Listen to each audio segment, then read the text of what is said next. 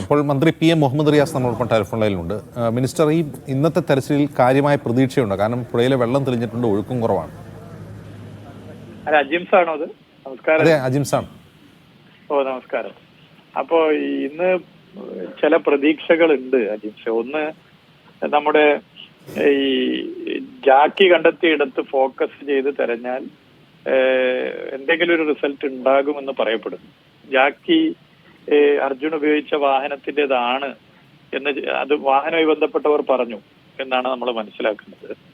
അപ്പൊ അവിടെ ഫോക്കസ് ചെയ്ത് തെരഞ്ഞാൽ അതിന്റെ ഒരു ഗുണമുണ്ടാകും എന്ന ഒരു പ്രതീക്ഷയുണ്ട്. രണ്ടാമത്തത്, കാലാവസ്ഥ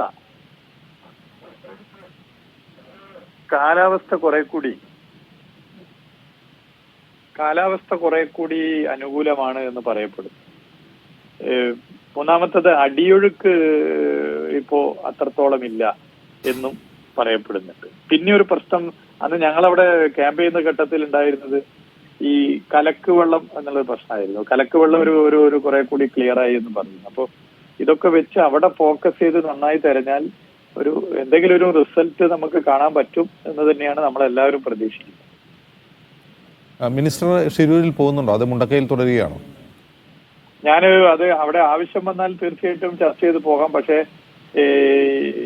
എവിടെയാണെങ്കിലും നമ്മൾ ആ നിലയിൽ തന്നെ കോണ്ടാക്ട് ചെയ്തുകൊണ്ടിരിക്കുന്നുണ്ട്. എല്ലാ നിലയിലും അവരുടെ വീട്ടുകാരുമായും അതുപോലെ കർണാടക ഗവൺമെന്റുമായും അതുപോലെ ഇതിന്റെ മറ്റു വിദഗ്ധരുമായിട്ടൊക്കെ ഞങ്ങൾ സംസാരിച്ചു കൊണ്ടിരിക്കുന്നുണ്ട്.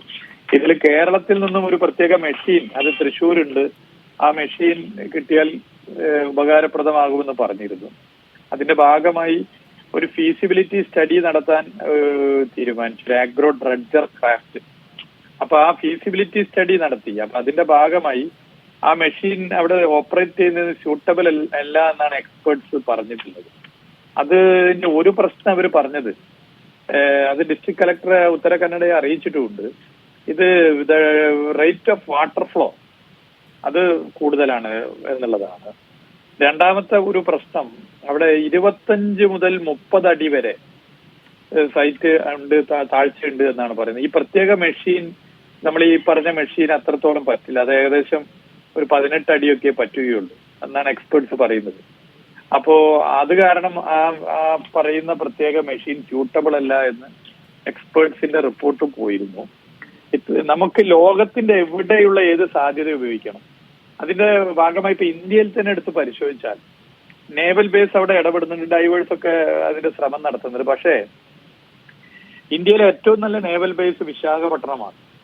അതുപോലെ കൊച്ചിയും നല്ല നേവൽ ബേസാണ്. അപ്പൊ മികച്ച നേവൽ ബേസിൽ നിന്നും ഒരു ടീമിനെ അവിടേക്ക് പറഞ്ഞയച്ചാൽ നന്നാവുമെന്നുള്ള അഭിപ്രായം സംസ്ഥാന സർക്കാർ നേരത്തെ തന്നെ കേന്ദ്ര സർക്കാരിനെ അറിയിച്ചിട്ടുണ്ട്, കർണാടക സർക്കാരിനെ അറിയിച്ചിട്ടുണ്ട്. അത് നമുക്കൊന്ന് പരീക്ഷിക്കാവുന്ന ഒരു കാര്യമാണ്. കാരണം മികച്ച നേവൽ ബേസിൽ കൂടുതൽ സാധ്യതകളുണ്ട്. അങ്ങനെ നമുക്ക് അസാധ്യമെന്ന് കരുതിയ പല കാര്യങ്ങളും അവര് സാധ്യമാക്കിയിട്ടുണ്ട്. അപ്പൊ അതുകൂടി ഒന്ന് പരിശോധിക്കുന്നത് നന്നാകും എന്ന് കൂടി അഭ്യർത്ഥിക്കുകയാണ്. ഇവിടെ എല്ലാവരും അവിടെ തെരയുന്ന നാവിക സംഘം, നേവി, അവർ എവിടെ നിന്നുള്ളവരാണ്? അതെ, ഇപ്പൊ ഉള്ളത് അവിടെ തന്നെയുള്ള ഈ പറയുന്ന ഷിലൂരിന്റെ അടുത്ത് തന്നെ കാർവാറിനുള്ള നേവൽ ബേസ് ആണ് ഉള്ളത്. അപ്പൊ അത് നമുക്ക് ഈ വിശാഖപട്ടണമോ അല്ലെങ്കിൽ അതിലും പോലുള്ള ഇന്ത്യയിലെ മികച്ച നേവൽ ബേസോ കിട്ടിയാൽ കൂടുതൽ സാധ്യതയുണ്ട്. അതുകൂടി ഒന്ന് പരിശോധിക്കുന്നത് നല്ലതായിരിക്കും. അത് റിട്ടേൺ ആയി കേന്ദ്ര ഗവൺമെന്റിനെ, state government, Kerala state government അറിയിച്ചിട്ടുണ്ട്, കർണാടക ഗവൺമെന്റിനെ അറിയിച്ചിട്ടുണ്ട്. നമുക്ക് അതുകൂടി നോക്കണം. പക്ഷെ ആരെയും കുറ്റപ്പെടുത്താനോ എന്തെങ്കിലും പോരായ്മ പറയാനോ ആഗ്രഹിക്കുന്നില്ല. അതിന്റെ ഒരു ഘട്ടമല്ല, അതിൽ താല്പര്യമില്ല. എല്ലാവരും ഒരുമിച്ച് നിൽക്കണം. നിങ്ങൾ ഉൾപ്പെടെ, ഇപ്പൊ മീഡിയ വൺ ഉൾപ്പെടെ ഇതിൽ വളരെ പോസിറ്റീവായ സമീപനമാണ് സ്വീകരിച്ചിട്ടുള്ളത്. എല്ലാ ചാനലുകളും, കേരളത്തിലെ മാധ്യമങ്ങൾ, അതുപോലെ എല്ലാ രാഷ്ട്രീയ പാർട്ടികളും സംഘടനകളും എല്ലാവരും ഒറ്റക്കെട്ടായി നിന്നിട്ടാണ് ഷിലൂര് ദൗത്യത്തിന് വേണ്ടി വയനാട് പോലെ തന്നെ ഇടപെട്ടിട്ടുള്ളത്.